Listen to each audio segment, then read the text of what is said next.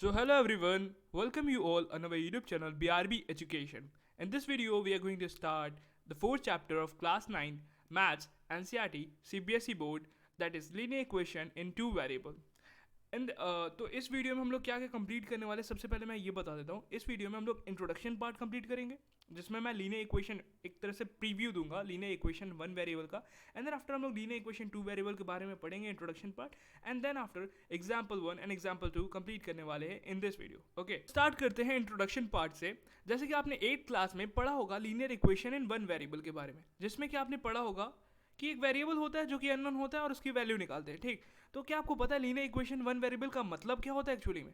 इसका मतलब होता है कि linear equation in one variable. Okay, so equation का मतलब क्या होता है? सबसे पहले वेरिएबल तो आपको पता है कि एक्स वाई होता है जो कि अननोन होता है, जिसकी वैल्यू नहीं पता होती। ठीक है, अल्फाबेट्स ABCDEFGHPQRS कुछ भी हो सकता है, XYZ कुछ भी हो सकता है। ठीक है, जिसकी वैल्यू हमें नहीं पता है, that is called the variable. और वन वेरिएबल मतलब कि ऐसा इक्वेशन जिसमें एक वेरिएबल होगा।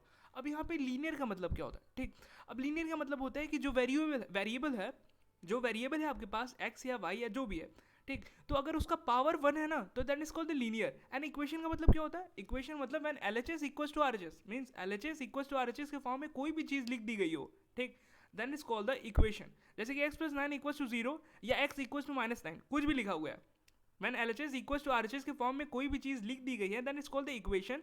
So linear equation one variable इसका मतलब होता है, इट मीन्स एक वेरिएबल है, एक ऐसा वेरिएबल है जो कि इक्वेशन में लिखा गया है और उसकी पावर वन है। ठीक, एक ऐसा वेरिएबल जो कि इक्वेशन फॉर्म में लिखा गया है पर जिसकी पावर वन है, that is called the linear equation in one variable.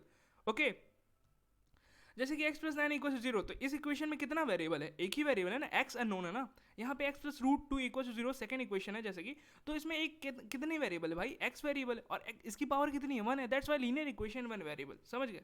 √2 into y है। ठीक है, ये y बाहर है, तो इसमें वेरिएबल कितना है? एक वेरिएबल है। ये इक्वेशन है, LHS equal to RHS form में लिखा है। ठीक, अब इनकी पावर कितनी है? 1 है, तो that is called the linear equation in one variable.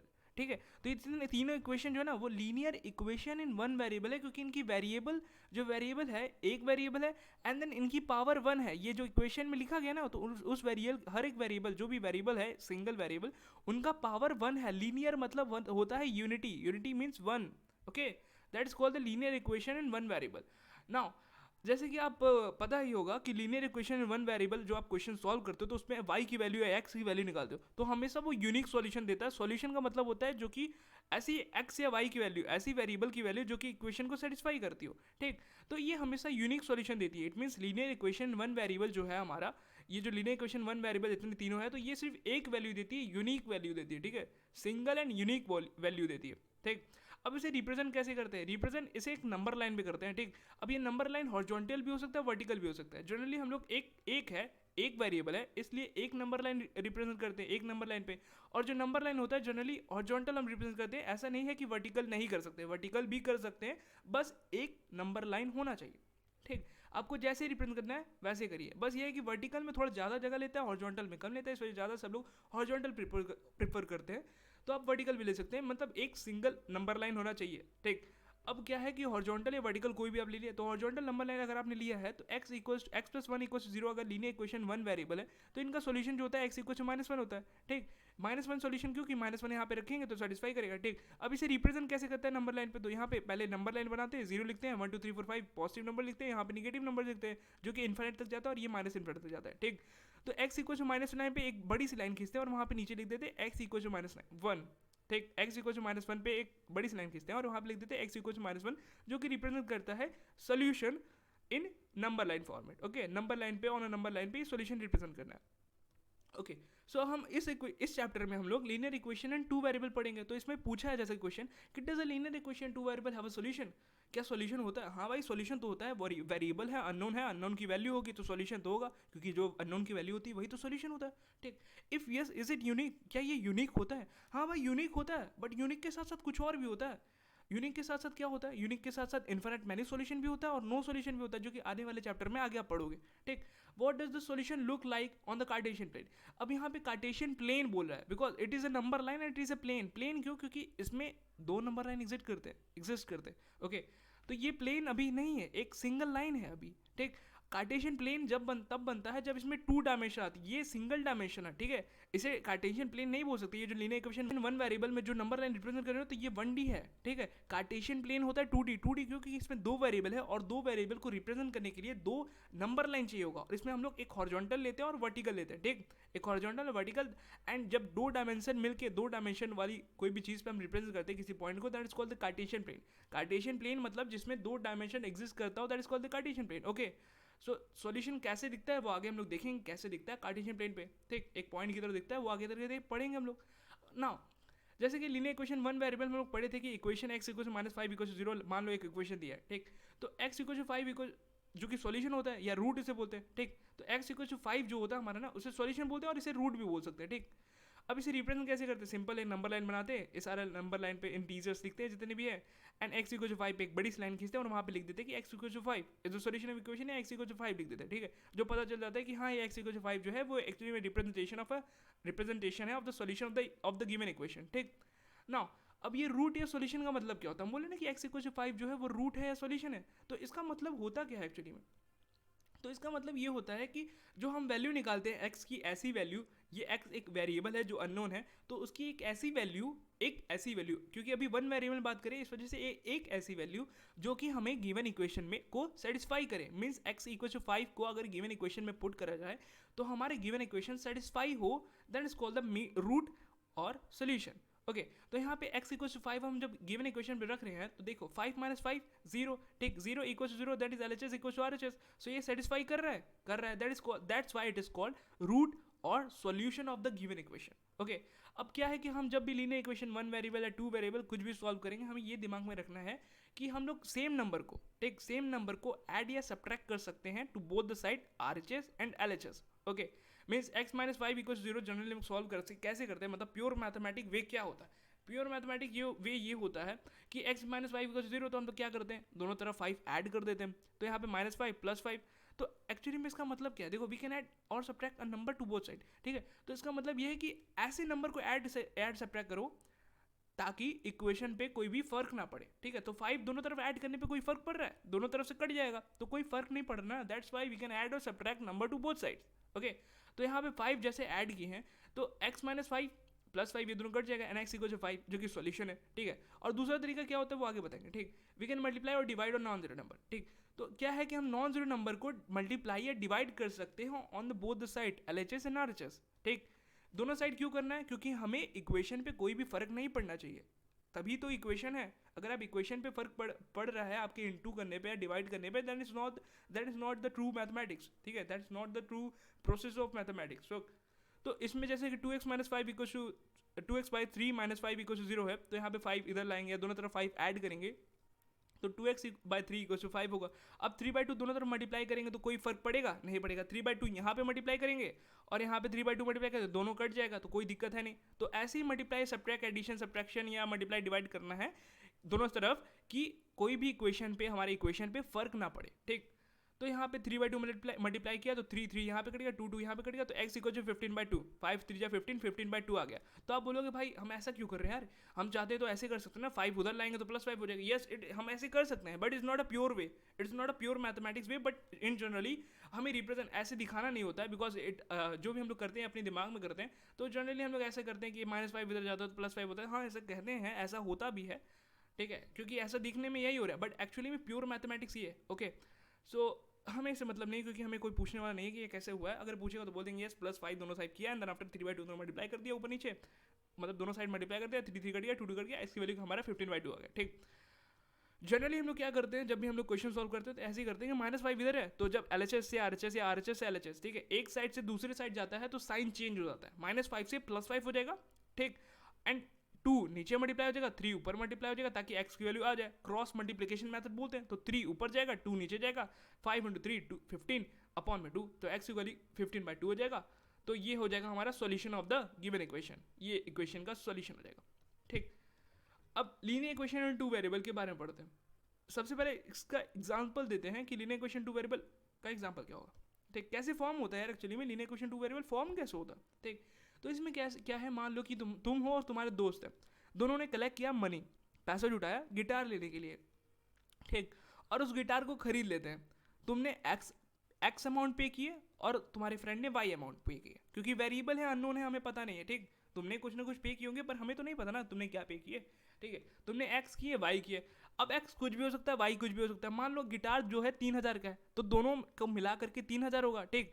X कुछ भी हो सकता है एक्स 1,000 हो, ये 2,000 हो सकता है 1,500 हो सकता है 2,000 3,000 हो सकता है तुमने पूरे 3,000 दिए, तुम्हारे दोस्त ने कुछ दिए नहीं हो, ठीक है। कुछ भी हो सकता है, ठीक। बट एक कंडीशन अगर, तो ये लीनियर इक्वेशन 2 वेरिएबल होता है, ठीक। तो लीनियर इक्वेशन क्यों? लीनियर इक्वेशन इस वजह से क्योंकि equation LHS equal to RHS के फॉर्म में लिखा गया है, that is called the equation.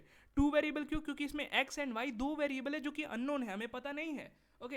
And linear क्यों? लीनियर क्यों? क्योंकि जितने भी वेरिएबल हैं, दो वेरिएबल हैं, उनकी जो पावर है, उनकी जो डिग्री है वो 1 है, that is called the linear. Linear का मतलब होता है यूनिटी, ठीक है। दोनों वेरिएबल जो एक्स एंड वाई जो दो वेरिएबल हैं, टू वेरिएबल्स, दोनों जो वेरिएबल हैं उनकी जो पावर है वो यूनिटी है, that's why it is called the linear. And equation है because LHS equal to RHS form में लिखोगे तो वो इक्वेशन होता है, that's called the linear equation and 2 variable. समझ गए? तो चांसेस हो सकते हैं कि तुम्हारे दोस्त, मतलब तुमने ज़्यादा दे दिया, एक्स तुम हो, वाई तुम्हारे दोस्त ने दिया है, ठीक। तो हो सकता है तुम 2,000 दे दो, वो 1,000 दे दे। हो सकता है तुमने 1,000 दिया, तुम्हारे दोस्त ने 2,000 दिया। हो सकता है दोनों 1,500 दिए। हो सकता है तुमने 3,000 दिए, उसने कुछ नहीं दिया। हो सकता है उसने 3,000 दिए, तुमने कुछ नहीं दिया। तो बहुत सारे सॉल्यूशन एग्जिस्ट करते हैं। तो दो वेरिएबल में ज़रूरी नहीं है कि यूनिक सॉल्यूशन हो। वैसे तुम जब पैसे पेमेंट करोगे तो यूनिक सॉल्यूशन होगा, हो सकता है। तो यही होगा ना कि तुमने 1,500 दिए, तुम्हारे दोस्त ने 1,500 दिए, बराबर बराबर से। तो यूनिकली सॉल्यूशन एग्जिस्ट करेगा ऑन द जब तुम पेमेंट करोगे, ठीक। बट हम कुछ भी सोच सकते हैं ना, हम पूरे परमुटेशन लगाएंगे कि भाई तुम क्या क्या दे सकते हो। तो इन्फिनिट मैनी सॉल्यूशन भी एग्जिस्ट करते हैं जब हम लोग परमुटेशन करेंगे, ठीक। बट तुम जब पेमेंट करोगे उस साइड तो तुम यूनिक सॉल्यूशन एग्जिस्ट करोगे, मतलब एक्स का एक कोई यूनिक सिंगल वैल्यू होगा एंड वाई का कोई यूनिक एंड सिंगल वैल्यू होगा, ठीक। और नो सॉल्यूशन तो इसमें है ही, बात नहीं बनती कि नो सॉल्यूशन, तो कुछ ना कुछ सॉल्यूशन तो होगा ही, ठीक है। नो सॉल्यूशन वाली बात होती है जब पैरेलल लाइंस है, ऐसा कुछ होता है, पैरेलल होता है, ठीक है। लाइंस पैरेलल बनती है, जो इक्वेशन बन रहा है ये लाइन को तो दर्शा रहा है, ठीक। एक्स प्लस वाई को 3,000, ये लाइन को दर्शा रहा है ना। तो अगर दोनों लाइन, दो इक्वेशन होगी, एक देखो दो वेरिएबल है तो दोनों वेरिएबल का सॉल्यूशन या वैल्यू जो है वो एक इक्वेशन नहीं आ सकता। अगर एक वेरिएबल है तो एक इक्वेशन से चल जाएगा, बट अगर दो वेरिएबल है तो दोनों वेरिएबल की वैल्यू को सॉल्व करने के लिए दो इक्वेशन की ज़रूरत है। जैसे कि अगर इसको सॉल्व करना है तो हमें एक दूसरे कंडीशन चाहिए होगा, जैसे 2x इक्वल टू वाई, ये भी एक लाइन ही है, y इक्वल टू 2x भी एक लाइन है, ठीक। तो दूसरी कंडीशन चाहिए ताकि हम लीनियर इक्वेशन एंड 2 वेरिएबल को सॉल्व कर सके। जैसे कि लीनियर इक्वेशन में 1 वेरिएबल होता था तो उसमें सिर्फ एक इक्वेशन देता था, जैसे कि x प्लस 9 इक्वल 0, क्योंकि एक इक्वेशन है तो एक वेरिएबल आराम सॉल्व कर देंगे, ठीक है। एक वेरिएबल के लिए एक इक्वेशन चाहिए रहता है, बट अगर दो वेरिएबल है तो उसके लिए दो इक्वेशन चाहिए होता है। समझ गए? आई होप आपको इंट्रोडक्शन पार्ट समझ में आ गया होगा। अब हम लोग एग्जाम्पल 1 की तरफ बढ़ते हैं।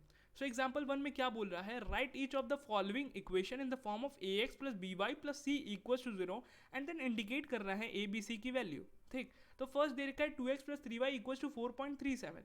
तो ax plus by plus c की फॉर्म में लिखना है, इसका मतलब क्या कर रहा है हमें एक्चुअली में c ये जो है 4.37 कांस्टेंट को इधर लाना है, ठीक। अब जब कांस्टेंट को इधर लाएंगे तो क्या बनेगा, 2x प्लस 3y माइनस 4.37 बनेगा। अब इसको कंपेयर करेंगे ax plus by plus c से, तो क्या होगा, अगर ये दोनों इक्वेशन बराबर है, ठीक है, तो x का कोफिशिएंट, यहाँ पे x का कोफिशिएंट दोनों बराबर होंगे, तो a इक्वल टू क्या होगा 2, तो यहाँ पे लिखा है मैंने a इक्वल टू 2, ठीक है। और दोनों इक्वेशन अगर बराबर है तो y का कोफिशिएंट और y का कोफिशिएंट बराबर होना चाहिए, मतलब b यहाँ पे 3 के बराबर होना चाहिए, और यहाँ पे c है और यहाँ पे माइनस 4.37 है, और दोनों इक्वेशन अगर बराबर है, क्योंकि हमें एक्चुअली में इक्वल करना है, ठीक है, हमें इसके फॉर्म में लिखना है, तो इसका मतलब c जो है माइनस 4.37 के बराबर होगा, ठीक। समझ गए? अब सेकंड क्वेश्चन क्या है, second question x minus 4 equal to root 3 into y है, ठीक। भाई सिंपल है, इसमें क्या करना है, बस ax plus by plus c बोला है ना, जैसे तो सारी जितने भी यहाँ पे वेरिएबल कांस्टेंट है सब एक साइड ला देना, ठीक। तो इसमें भी क्या करें मैंने, यहाँ पे जैसे कि माइनस रूट 3y है, उसको बस एक साइड ला दिया है मैंने, यहाँ पे ला दिया है, तो प्लस है, यहाँ पे माइनस साइन चेंज होगा, ठीक है। किसी भी एक साइड से दूसरे साइड लाते हैं तो साइन चेंज होता है, ठीक। तो यहाँ पे प्लस था तो यहाँ पे माइनस हो गया एक साइड लाने पे। अब क्या करना है, इसे कंपेयर करना है, कंपेयर करना है तो ax plus by plus c से कंपेयर करना है, ठीक। ये तो हो गया, ax plus by plus c के फॉर्म में मैंने लिख दिया। कैसे, और तरीका ये है कि x plus minus root 3 into y minus कर दे, मतलब ax plus by plus c बोलो ना, तो बीच में प्लस होना चाहिए ना, ठीक। तो यहाँ पे प्लस रख देंगे एंड माइनस रूट 3 को अंदर कर देंगे इंटू वाई एंड प्लस लिख देंगे and minus 4, because plus minus तो माइनस ही होता है, ठीक। तो एक्चुअली में इक्वेशन तो वही है, बस यहाँ पे एक लिखने का तरीका हो गया कि ax plus by plus c के फॉर्म में लिख रहा हूँ मैं, ठीक। अब इसे कंपेयर करना है, सो यहाँ पे ax है तो यहाँ पे कितना है कितना है 1x है, 1 इंटू एक्स, एक्स का कोफिशिएंट 1 है। तो अगर दोनों इक्वेशन बराबर है तो यहाँ पे a की वैल्यू क्या होनी चाहिए, 1 होनी चाहिए। एंड यहाँ पे बी वाई है और यहाँ पे क्या है √3 इंटू वाई है। ठीक, अगर दोनों इक्वेशन बराबर है तो y का कोफिशिएंट बराबर होना चाहिए। ठीक, तो यहाँ पे b कितना हो जाएगा -√3, यहाँ पे मैंने लिख दिया। ठीक, और अगर ये इक्वेशन बराबर है तो c इक्वल टू कितना होना चाहिए -4, कॉन्स्टेंट भी बराबर होना चाहिए। ओके, अब ना थर्ड क्वेश्चन क्या है, थर्ड क्वेश्चन है 4 इक्वल टू 5x - 3y। ठीक, 4 इक्वल टू, तो हमें क्या करना है सबसे पहले ax plus b y plus c, जैसा कि दिख रहा है सारा जितने भी कांस्टेंट वेरिएबल है वो एक साइड पे लिख दिया गया है। तो यहाँ पे भी हम चाहेंगे कि सारा कांस्टेंट वेरिएबल जो है एक साइड पे आ जाए। तो +4 है, इधर आएगा तो कितना होगा -4 होगा। ठीक, तो 5x - 3y और ये यहाँ पे आया तो कितना हो गया -4 हो गया इक्वल टू 0। ना इसको और तरीके से क्या लिख सकते हैं, 5x 5 into x plus -3 into y plus -4। ठीक, it is a form of ax plus b y plus c, बीच में यहाँ पे प्लस था तो यहाँ पे प्लस ला दिया, और प्लस माइनस तो माइनस ही होता है, तो कोई इक्वेशन पे फर्क पड़ने वाला नहीं है। ठीक, अब अगर इन दोनों इक्वेशन को कंपेयर करेंगे तो यहाँ से पता चलेगा कि x का जो कोफिशिएंट और यहाँ पे जो कोफिशिएंट दोनों बराबर होना चाहिए। तो a की वैल्यू यहाँ पे 5 होनी चाहिए और यहाँ पे जो y का कोफिशिएंट दोनों बराबर होना चाहिए, इट मींस b की वैल्यू -3 होनी चाहिए। और यहाँ पे अगर ये जो c कांस्टेंट है, अगर दोनों इक्वेशन बराबर हैं तो c की वैल्यू -4 होनी चाहिए। तो यहाँ पे मैंने क्या लिखा है, a की वैल्यू 5, b की वैल्यू -3 यहाँ पे लिख दिया, एंड c की value -4। Okay, now fourth question जो है 2x इक्वल्स टू y है। अब इसको भी हमें फॉर्म में लिखना है, तो हमें क्या करना है, हमें पता है कि ax plus b y plus c में क्या है, सारा इक्वेशन वेरिएबल एक साइड पे है, तो यहाँ पे भी सारे इक्वेशन वेरिएबल को एक साइड पे रखेंगे।